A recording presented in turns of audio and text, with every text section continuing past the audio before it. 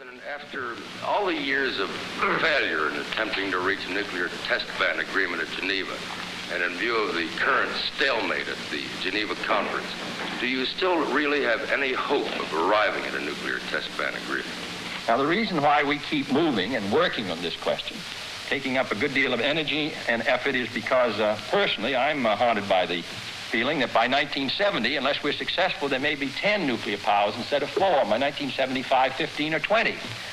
With all of the history of war, and the human race's history, unfortunately, has been a good deal more war than peace, with nuclear weapons distributed all through the world and available, and the strong reluctance of any people who accept defeat, I see the possibility in the 1970s of the President of the United States having to face a world in which 15 or 20 or 25 nations may have these weapons.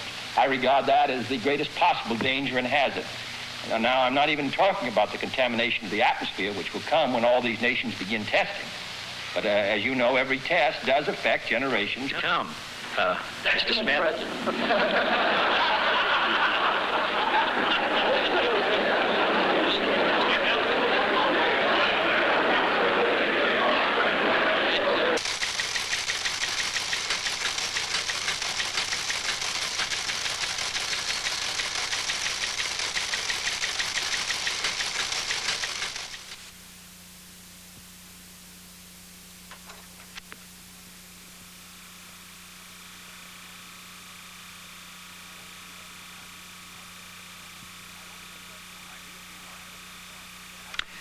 I'm E.G. Marshall, and I'd like to invite you to a special presidential press conference with John F. Kennedy.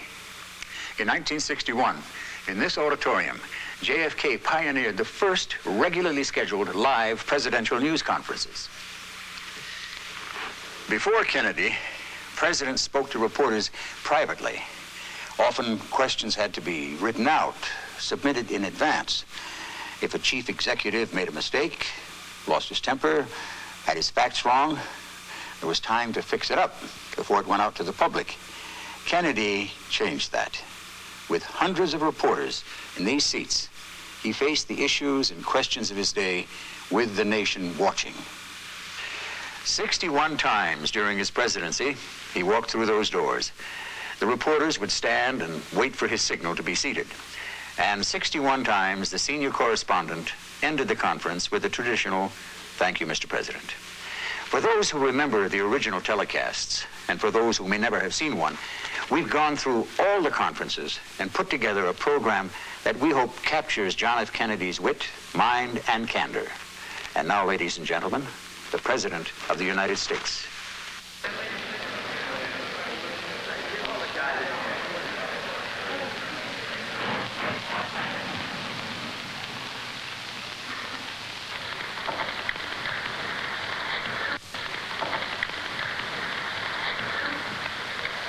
I have several announcements to make. First is one made at the request of Mrs. Kennedy. Since the election, the birth of our son, and the inauguration, Mrs. Kennedy and I have received over 100,000 letters and telegrams of congratulations and good wishes.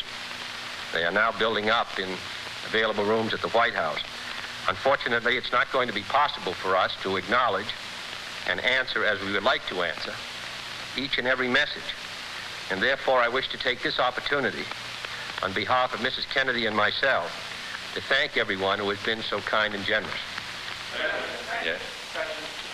3 months ago, a federal court in New Orleans ordered 2 public schools there desegregated. Since then, what is apparently an organized campaign of intimidation has kept most white children out of those schools and effectively frustrated the court order. As far as New Orleans goes, it is my position that all students should be given the opportunity to attend public schools regardless of their race, and that's in accordance with the Constitution. It is in accordance, in my opinion, with the judgment of the people of the United States, so there's no question about that. The broader question, of course, is, regardless of the court decisions, I believe strongly that every American should have an opportunity to have maximum development of his talents under the most beneficial circumstances. And that is what the Constitution provides. That's what I strongly believe. Mr. President, General Eisenhower said the other night that he felt the the present administration was spending too much money on defense. I think we're spending a good deal of money on defense, and I don't enjoy it. But on the other hand, I think we live in a very dangerous world, and I believe that being strong helps maintain the peace. And I must say, on the one hand, we seem to be under attack by some Republicans for not doing enough to stand up to the communists, and the other by those who say we're spending too much on defense. I think there should be some coordination of policy, because it seems to me otherwise it may appear that the grand old party may be floundering. Yes. Worldvision ambassador to Africa has been widely criticized for some of the statements he's made, that is Mr. Williams, including the one of Africa for Africans and the like. The statement Africa for the Africans does not seem to me to be a very unreasonable statement. He made it clear that he was talking about all those who felt that they were Africans, whatever their color might be, whatever their race might be, and I don't know who else Africa should be for. The furor over the Supreme Court's decision on prayer in the schools, some members of Congress have been introducing legislation, constitutional amendments, specifically to sanction prayer or religious exercise in the schools. The Supreme Court has made its judgment. A good many people obviously will disagree with it. Others will agree with it.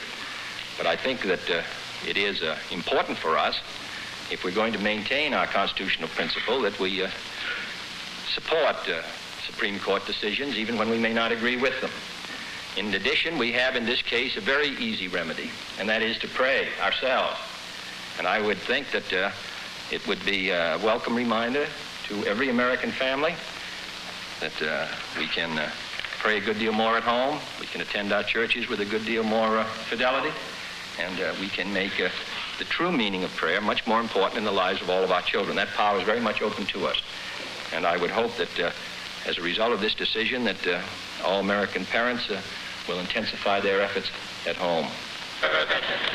As a former member of the House of Representatives and the Senate, sir, how do you feel about proposals to increase the size of the House from the present number, 435? Well, as a former member of the House, I would feel that it should be left to the members of the House of Representatives. Mr. President, Yes. I'd like to ask you a two-part question. Do you think that Mr. Nixon should run for governor of California? and as a politician, Mr. President, what do you think of the advisability of a political party giving a defeated candidate a second chance at the presidency? Well, I would think in answer to your first question, if Mr. Nixon asked my view as a fellow practitioner of the follower of the political profession, I'd be glad to give him my opinion, as I do have an opinion on the matter. But the second, I think that history is filled with the case of men who've been defeated for offices, who've continued their public service, and I think we've seen it very much in the last few years. I'm sure we'll see it in the next years. Mr. President, the Democratic platform in which you ran for election promises to work for equal rights for women, including equal pay, to wipe out job opportunity discriminations. Now, you have made efforts on behalf of others. What have you done for the women according to the promises of the platform? Well, I'm sure we haven't done enough, and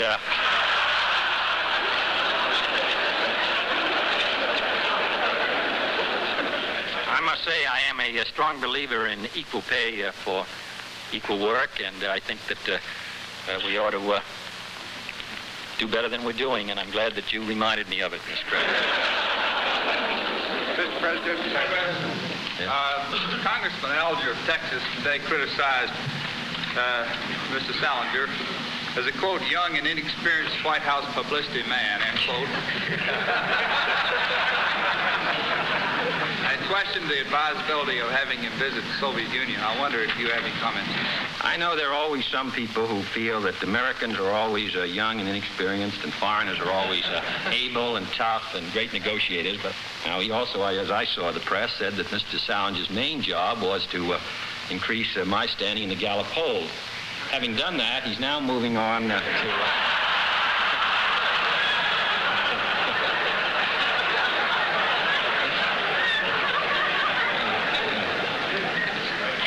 improve our communication.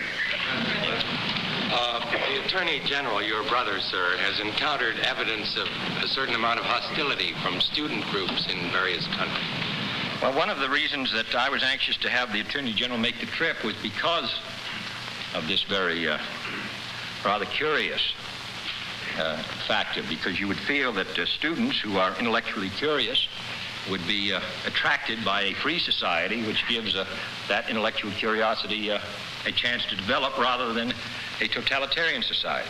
I think the Attorney General attempted to communicate that, but of course he is one voice, but he is attempting to, as you know, it's better to light a candle than curse the darkness. But I do agree with you that this is one of the most serious and I think in many ways stimulating problems that we face.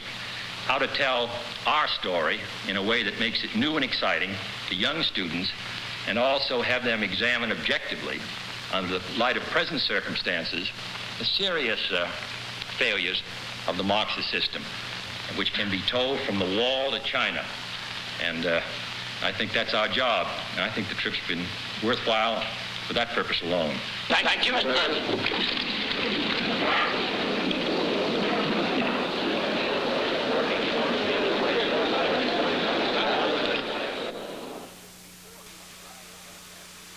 Before each live telecast, John F. Kennedy held a practice press conference with his advisors. They asked him the questions they felt the reporters might ask on the air that day. These were intense sessions that often involved hundreds of pages of fact and opinion. The success of these pre-conference briefings was based on Kennedy's 1,200 words per minute reading speed. But the best of briefings was little help at the conference after the disastrous Bay of Pigs invasion of Cuba. Looking back through all those programs, it was perhaps Kennedy's darkest hour before the press and the viewing public. Thank you. Gentlemen, I have several announcements to make. I know that many of you have further questions about Cuba. I made a statement on that subject yesterday afternoon. We are continuing consultations with other American republics. Active efforts are being made by ourselves and others on behalf of various individuals, including any Americans who may be in danger. I do not think that any useful national purpose would be served by my going further into the Cuban question this morning. I prefer to let my statement of yesterday suffice for the present. Yes, sir. Since last Saturday, a certain foreign policy situation has given rise to many conflicting stories. During that time, reporters in Washington have noticed that there's been a clamming up of information from formerly useful sources. To my knowledge, the State Department and the White House has not attempted to take a representative group of reporters and say, these are the facts as we know them. And this morning, we are not permitted to ask any further questions about this foreign policy situation. In view of the fact we're taking a propaganda lambasting around the world, why is it not useful, sir, for us to explore with you the real facts behind this or our motivations? Well, I think in answer to your question that we have to make a judgment as to how much we can usefully say that would aid the interest of the United States. One of the problems of a free society, problem not met by a dictatorship, is this problem of information. A good deal has been printed in the paper. I wouldn't be surprised if those of you who are members of the press will be receiving a lot of background briefings in the next day or two by interested people or interested agencies. There's an old saying that victory has 100 fathers and defeat is an orphan. And I wouldn't be surprised if information is poured into you in regard to all the recent activities.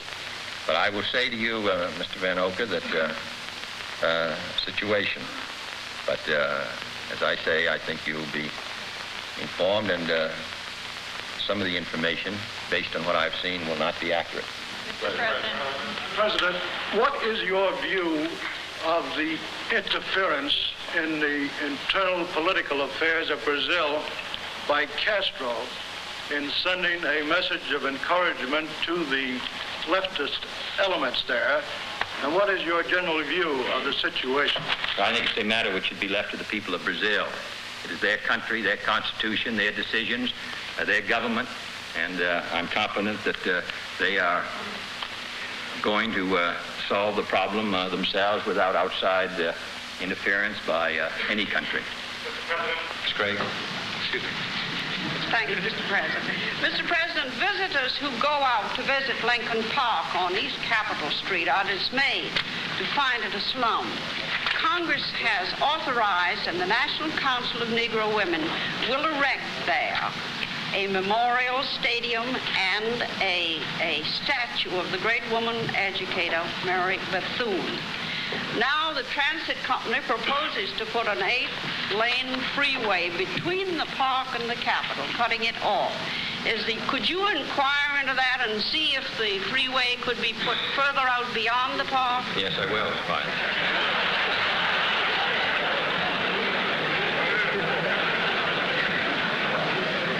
Mr. President. You're very gentle today, Miss Craig. About 10 days ago, you sent a message to Congress on the conflict of interest laws.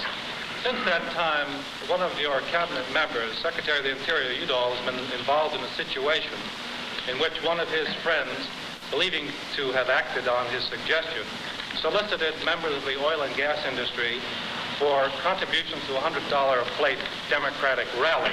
They made it clear in the campaign, and I make it clear again, that no one should contribute, that while we're glad to have support, no one should contribute to any campaign fund under the expectation that it will do them the slightest bit of good, and they should not stay home from a campaign fund or dinner or campaign under the slightest expectation that it will do them a disservice. Secretary Udall understands that. I hope everybody else does. But I think the best way to prevent an embarrassment to a cabinet officer, and I think that Mr. Udall was embarrassed by this incident, an embarrassment to an administration would be to try to work out some other way of raising funds for these presidential campaigns, because there isn't any doubt that people give, and I'm talking now not about this incident, but about generally, under the expectation that they should or it's expected of them. And as long as we can't get broader citizen participation, I think it ought to be done through the national government. And I would support that strongly if the Congress would move in that direction. I guess this chimpanzee who was flying in space took off at 10:08. He reports that everything is perfect and working well.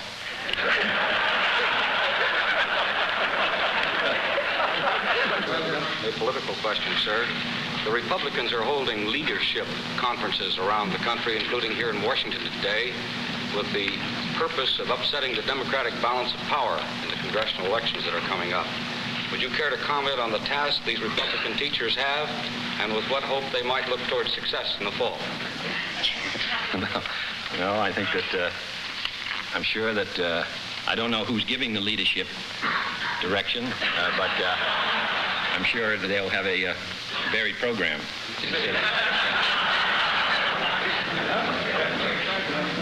Mr. Nixon has called the movement of American troops into West Berlin a useless gesture which Mr. Khrushchev might interpret as weakness rather than strength. At the same time, the Republican National Chairman has said that your administration's attitude in general is one of appeasement toward communism throughout the world. Do you have any comment on this criticism by top spokesmen of the opposition party? No, I don't. We are in a situation in Germany which is fraught with peril, and I think that anyone who is aware of the nature of the destructive power that's available to both sides should, I would think, be careful in attempting to take any political advantage out of our present difficulties. Now, in regard to the statement of the Vice President, I'm quite aware that Berlin is, from the military point of view, untenable if it were subjected to a direct attack by the Soviet Union. What makes it, what we hope will prevent that direct attack is the awareness of the Soviet Union that we mean to defend our position in West Berlin, and that American troops, who are not numerous there, are our hostage to that intent. It seemed to me, and I think at the time, that the West Berliners would benefit from a reminder of that commitment. And it was for that reason that those troops were added to the garrison of West Berlin. I don't see really how that weakens our commitment. If troops were withdrawn, would that strengthen it? President, most former presidents have put their official papers in libraries in their home states where they are not readily available to scholars and historians who come here to work with the Library of Congress and other agencies here. Have you decided where to put yours, and would you consider putting it in Washington? Yes, I'm going to put it in Cambridge, Massachusetts.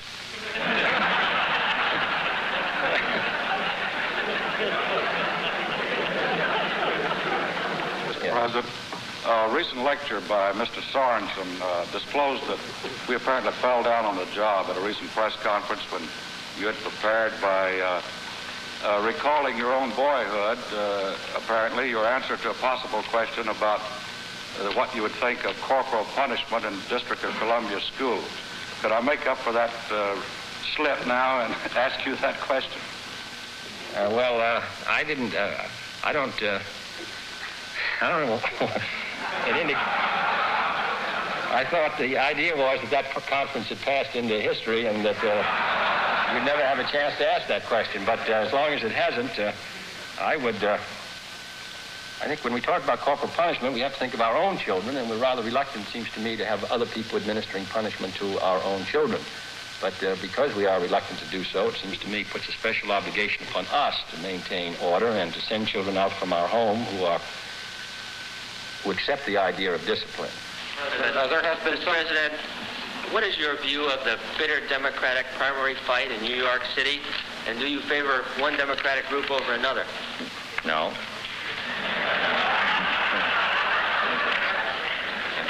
Yes. Can you give us a little information on what your position is on this minimum wage bill? I find it difficult to know why anyone would oppose seeing somebody by 1963 paid $1.25 in interstate commerce. And in the new coverage, we're talking about businesses which make over $1 million a year. And I find it difficult to understand how anybody could object to paying somebody who works in a business which makes over $1 million a year by 1963, $50 a week. I think that anyone who's paid less than that must find it extremely difficult to maintain themselves and their family. I consider it to be a very minimum wage. Thank you. Oh,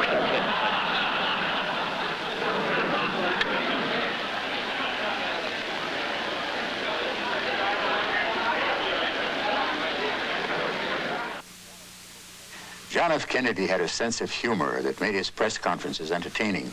Even his critics, and there were many, conceded that his performance before the TV cameras, his ability to think and joke on his feet, was extraordinary. JFK understood television.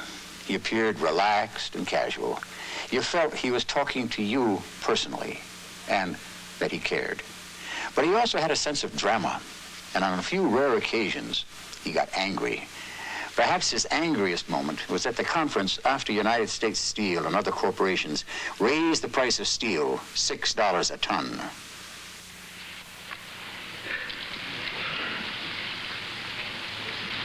The simultaneous and identical actions of United States Steel and other leading steel corporations increasing steel prices by some $6 a ton constitute a wholly unjustifiable and irresponsible defiance of the public interest.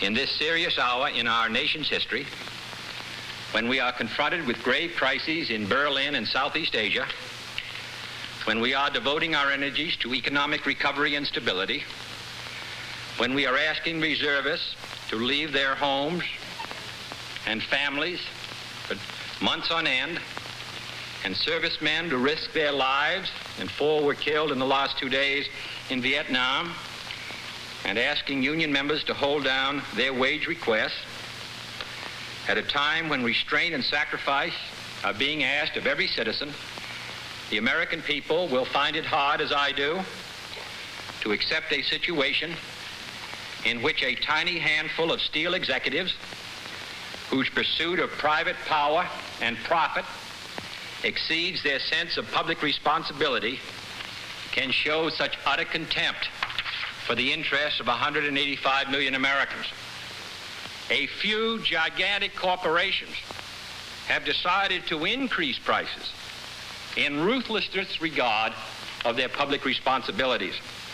Some time ago, I asked each American to consider what he would do for his country, and I asked the steel companies. In the last 24 hours, we had their answer.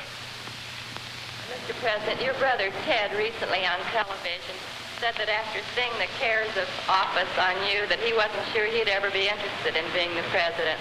I wonder if you could tell us whether, if you had it to do over again, you would work for the presidency, and whether you can recommend the job to others. Well, the answer is, the first is yes, and the second is no. I don't recommend it to others, at least for a while. Mr. President, the critics of your medical care plan have charged that this will be the opening wedge for socialized medicine in this country. Would you care to comment on that, sir? Well, it's an old argument when a case is lost to argue that it's all right here, but what's it going to mean for the future? Under that argument, there wouldn't have been any progress on any social legislation in this country. That was the argument that was used against the Social Security Act in the 30s. It's the argument used against the minimum wage. It's the argument used against any agricultural program. It is the oldest argument in the world, and was the kind of argument which was successfully defeated on many occasions during the administration of Franklin Roosevelt. Yeah. Mr. President, you have said, and I think more than once, that heads of government should not go to the summit to negotiate agreements, but only to approve agreements negotiated at a lower level. Now it's being said and written that you're going to eat those words and go to a summit without any agreement at a lower level. Has your position changed, sir?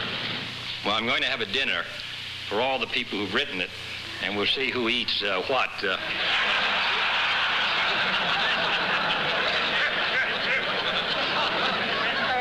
Two well-known security risks have recently been put on a task force in the State Department to help reorganize the Office of Security. Well, now who? William Arthur Weiland, a well-known man who for over a year... The thing, Miss McClendon, I think that... would you give me the other name? Yes, sir. J. Clayton Miller. Right. Well, now, I don't... I think the term... I would say that the term you've used to describe them is a very strong term, which I would think that you should be prepared to substantiate. I'm familiar with Mr. Miller's record because I happened to look at it the other day. He's been cleared by the State Department. In my opinion, the duties which he's now carrying out, he's fit for. And I have done that after Mr. Rusk and I both looked at the matter, so therefore I cannot accept your description of him. Did you both look at Mr. William Arthur Weiland, too? I'm familiar with Mr. Weiland. I'm also familiar with his duties at the present time. And in my opinion, Mr. Miller and Mr. Weiland, the duties that they've been assigned to, they can carry out without detriment to the interests of the United States, and I hope without detriment to their characters by your question.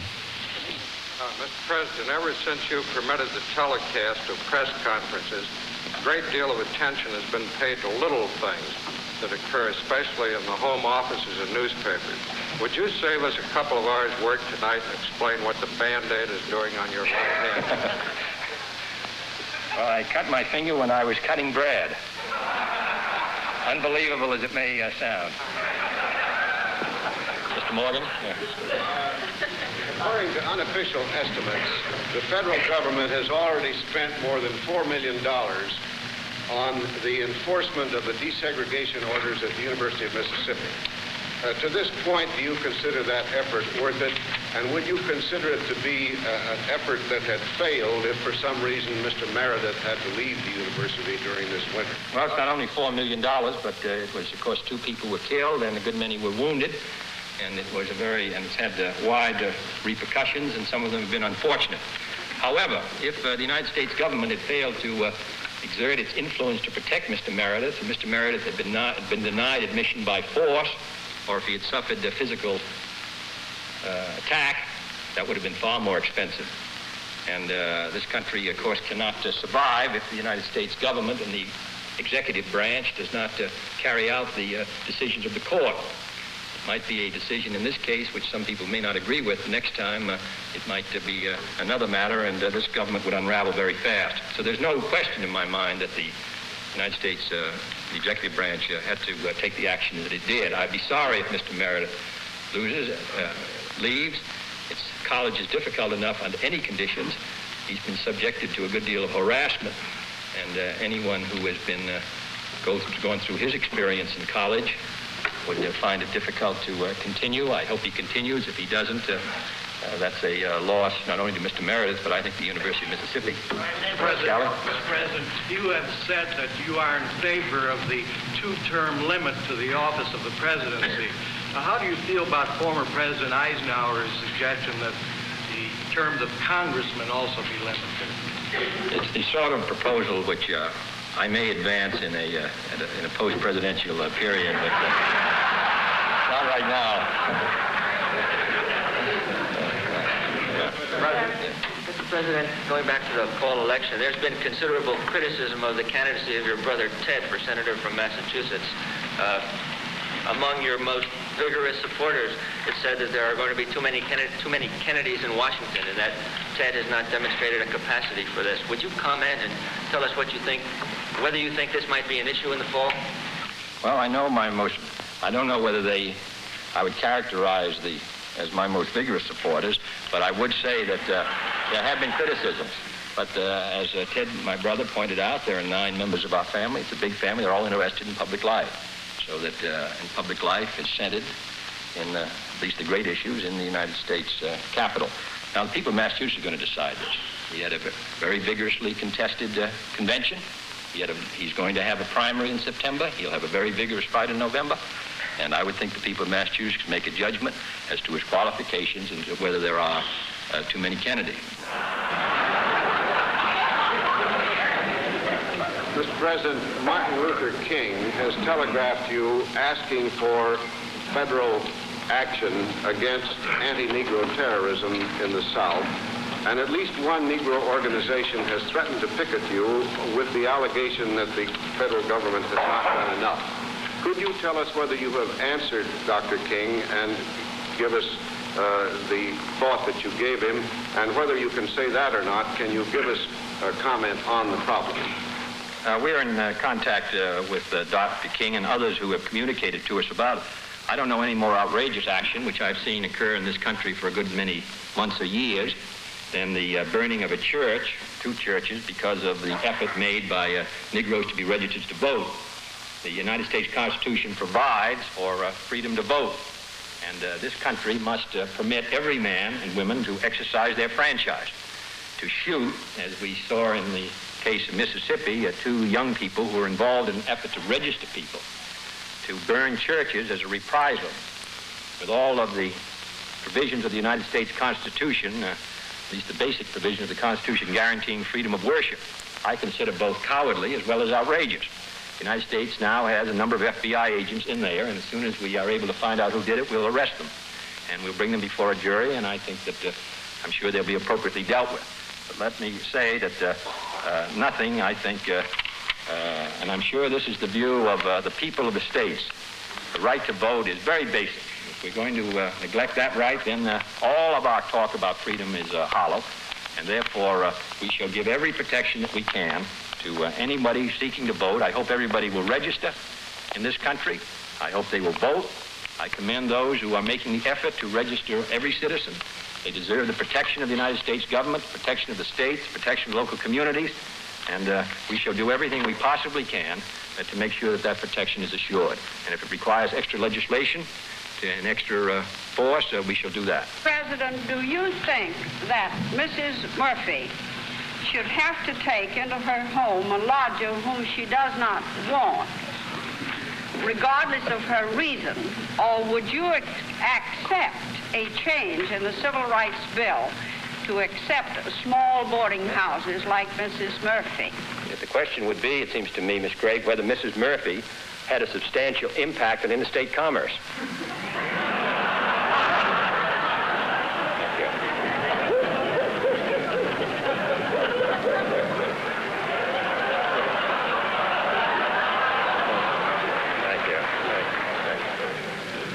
Thank you, Mr. President.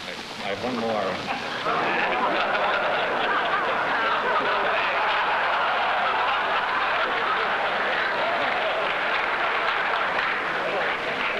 Thank you, Mr. President.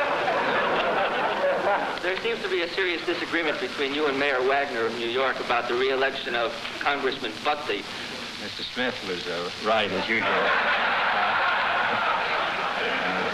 I'm for Congressman Buckley, and he's for someone else. And that's the way it's going to be, I guess. President, do you have any information or indication that communist bloc troops or new supplies of any kind have been landed in Cuba recently? Yes, new supplies definitely in large quantities. Troops, we do not have information, but an increased number of technicians.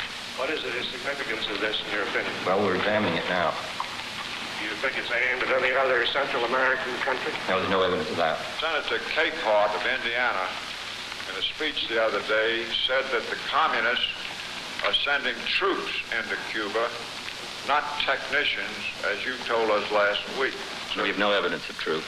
Some of us were told at the State Department the other day that there is Russian military personnel in Cuba. That these are military technicians and other people who are probably going to operate missiles similar to the Nike missile. Is this in accord with... Well, I don't know who told you that at the State Department. They're going to operate Nike missiles because that information we do not have at this time. There certainly are technicians there. There may be military technicians. We don't have complete information about what's going on in Cuba, but in the sense that troops, the word troops are generally used, they've had military advisory mission there for a long period of time. So there may be additional military advisory personnel there or technicians. But in the question of troops, as it's generally understood, we do not have evidence that there are Russian troops there. There is an expanded advisory and technical mission. That's correct. Are there no anti-aircraft missiles shipped into Cuba? We have no information as yet. That doesn't mean that they haven't been, but all I'm saying is we have no such information as yet. While he was president, JFK gave a live press conference on the average of one every 2 weeks. When the evidence did come in that there were Russian missiles in Cuba, he went 8 weeks without a conference. The press conferences after the Cuban Missile Crisis have a different feel about them than the ones before it. There's still the Kennedy humor, charm, and intellect, but it's as if the president had come of age during the nuclear showdown with the Russians. There's a fresh, eloquent confidence, a reassuring, persuasive urgency in Kennedy, a grace under pressure that made for some memorable moments in television and political history.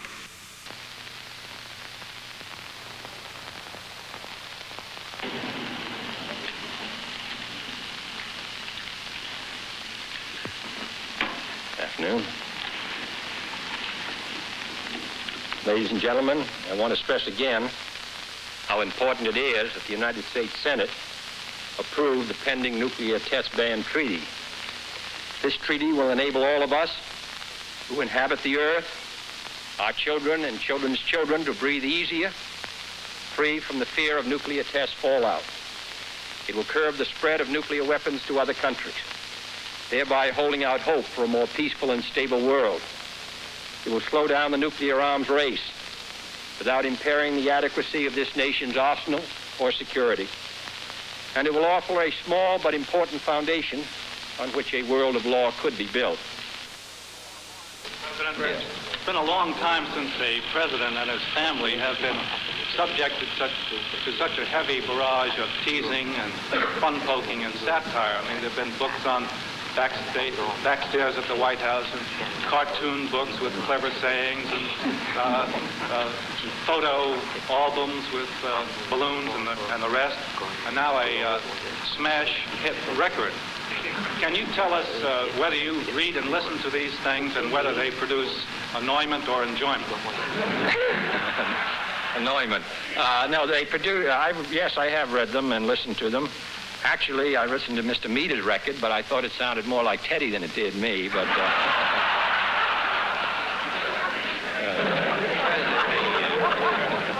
so he's annoyed. In some some of our major cities, John Birch or right-wing type groups have been organizing boycotts against stores which carry imports from so-called Iron Curtain countries, and in some cases intimidating the stores. The State Department suggests that this is contrary to our policy of encouraging non-strategic trade with those countries. I wonder if you share that view about those boycotts. Yes, I don't really think that I think it harasses merchants, and I don't think it really carries on much of a effective fight against the spread of communism. If they really want to do something about the spread of communism, they will assist the Alliance for Progress, for one thing, or they will encourage their children to join the Peace Corps, or they will do a good many other things which are they'll be generous to students who come to the United States to study and show them something of America. Those are the things that really make a difference, not going down and because some merchant happens to have Polish ham in his shop, saying he's unpatriotic doesn't seem to me to be a great contribution in the fight against communism. The other day, Khrushchev stated that communists could learn something even from capitalists, and he even had a few kind words to say about profit incentives. Do you read any great amount of significance into this? No, I don't. No. Human nature is the same on both sides, fortunately, on both sides of the Iron Curtain, which is why I'm optimistic about the ultimate outcome of this struggle. Last week, the governor of Alabama, the governor of Mississippi, and the Attorney General of Arkansas have all testified before the Senate Commerce Committee insisting that the integration move is communism-inspired, and this has led to some fears on the part of some senators that we may be entering into a period of McCarthyism that will submerge this whole issue. Can you comment on that? We have no evidence that any of the leaders of the civil rights movements in the United States are communists. We have no evidence that the demonstrations are communist-inspired. There may be occasions when a communist takes part in a demonstration. We can't prevent that, but I think it's a convenient scapegoat to suggest that all the difficulties are communist, and if the communist movement would only disappear, that we would end this. The fact of the matter is, it's easy to blame it on the authorities in Washington. It's easy to blame it on the Attorney General or the President, say if they would just stop talking about these things, the problem would go away. The way to make the problem go away, in my opinion, is to provide for a redress of grievances. Yeah. Governor Rockefeller, Governor Romney, and Senator Goldwater, none of these gentlemen are willing to admit that they're candidates in 1964. I wonder if, to your experience now, any of them looks like a candidate, and if you'd care to be a little more frank than they are about your place. If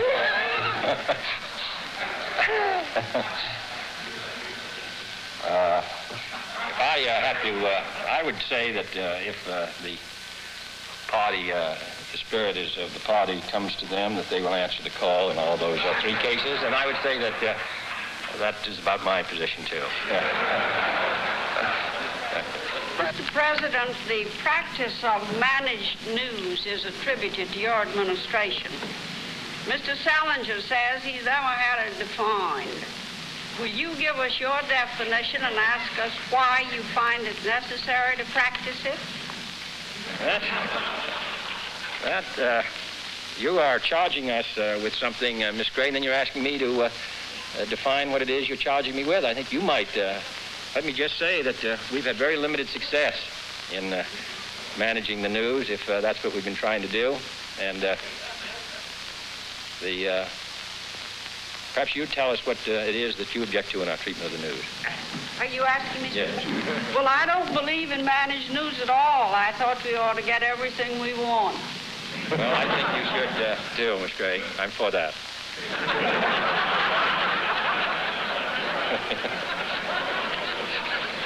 President, this is a related question. It's about the Gallup poll. Has to do with a racial question. Agents of Dr. Gallup asked people this question: do you think the Kennedy administration is pushing integration too fast or not fast enough? 50% replied that they thought you were pushing too fast. Would you comment?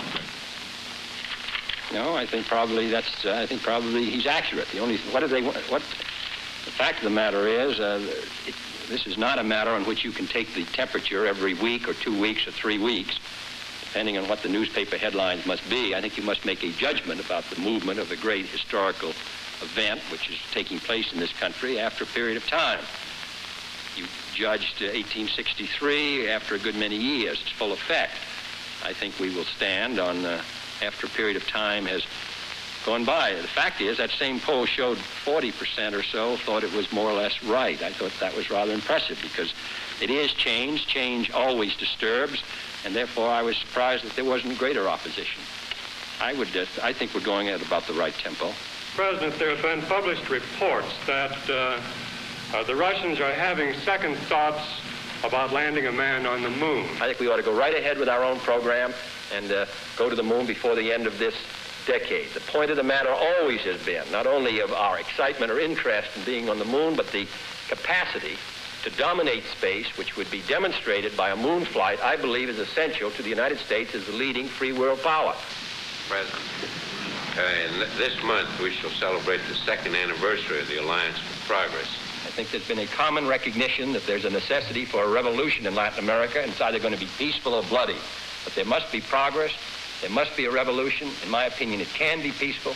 In my opinion, given time and a concentrated effort on behalf of all of us in Latin America and in this country, we can bring about a success. Mr. President, Dr. Teller, in urging the Senate to reject the nuclear test ban today, said that it weakens American defenses and thus invites attack. Let's just think of the other side of it if we begin to test again, and the Soviet Union tests again, and others begin to test again. How much security do we have? As I said before in my message, I said to the Congress, we needed only one test to develop the Hiroshima weapon. Now, to anyone who works in the laboratories today, a 30 megaton weapon is perhaps not as sophisticated as a 60 or 70 or 80 megaton weapon. But it's still many, many, many times, dozens of times stronger than the weapon that flattened Hiroshima and Nagasaki. How many weapons do you need and how many megatons do you need to destroy it? I said in my speech, what we now have on hand without any further testing will kill 300 million people in 1 hour. Now that's and I suppose they can even improve on that if it's necessary. Mr. President, just shortly after the Bay of Pigs, I asked you how you liked being president. And as I remember, you said you liked it better before the event. Now you've had a chance to appraise your job. Why do you like it, and why do you want to stay in office 4 more years? Well, I find the work rewarding. Whether I'm going to stay and what my intentions are and all the rest seems to me still many months away. But as far as the job of president goes, it's rewarding. And I've given before to this group the definition of happiness of the Greeks. I'll define it again. The full use of your powers along lines of excellence. I find that, therefore, the president provides some happiness. The full use of your powers along lines of excellence. I'm E.G. Marshall. Thank you for watching, and thank you, Mr. President.